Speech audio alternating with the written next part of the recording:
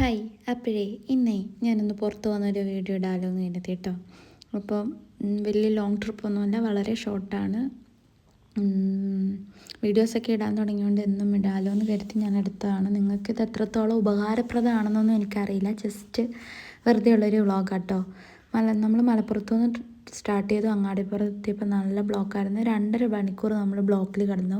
അത് കഴിഞ്ഞ് വിശപ്പ് സഹിക്കാൻ വയ്യാതെ അവിടെ കണ്ടൊരു ഹോട്ടലിൽ കയറി. നമ്മൾ ആദ്യമായിട്ടാണ് അവിടെ കയറുന്നത്. പക്ഷേ ഫുഡൊക്കെ നൈസാണ്, കുഴപ്പമൊന്നുമില്ല. സാധാ ചോറും കറികളും ഒക്കെയാണ് ഓർഡർ ചെയ്തത്.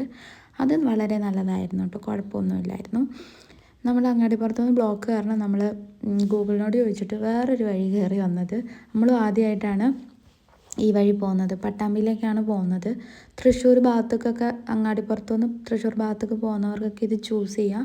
നല്ല ഒരു ബഹളം ഇല്ലാത്ത പീസായിട്ടുള്ള വളരെ നല്ല പച്ചപ്പ് നിറഞ്ഞ സ്ഥലമാണ്. നമുക്ക് വണ്ടി നിർത്താം, ആൾക്കാരുടെ ബഹളമൊന്നുമില്ല, ഫോട്ടോസ് എടുക്കാം, എത്ര നേരം വേണമെങ്കിലും അവിടെ നിന്ന് എടുക്കാം, ഒരു കുഴപ്പമില്ല കേട്ടോ.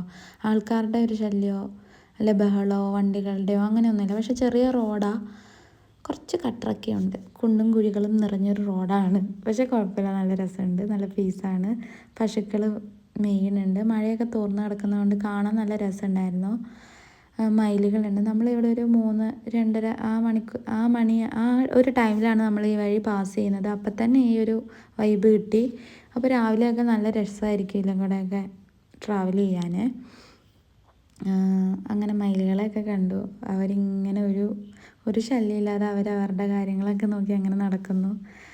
പക്ഷെ എനിക്ക് നല്ല തലവേദന ഉണ്ടായിരുന്നു. ഒരുപാട് ഫോണിൽ നോക്കിയും വീഡിയോ എടുത്തും ഇരിക്കാൻ പറ്റും. മൈഗ്രെയിൻ്റെ ഒരു അസുഖമുണ്ട്. എന്നെക്കുറിച്ച് കൂടുതൽ കാര്യങ്ങളൊക്കെ ഞാൻ വരും വ്ളോഗുകളിൽ നിങ്ങൾക്ക് മുന്നിൽ പറയാം കേട്ടോ.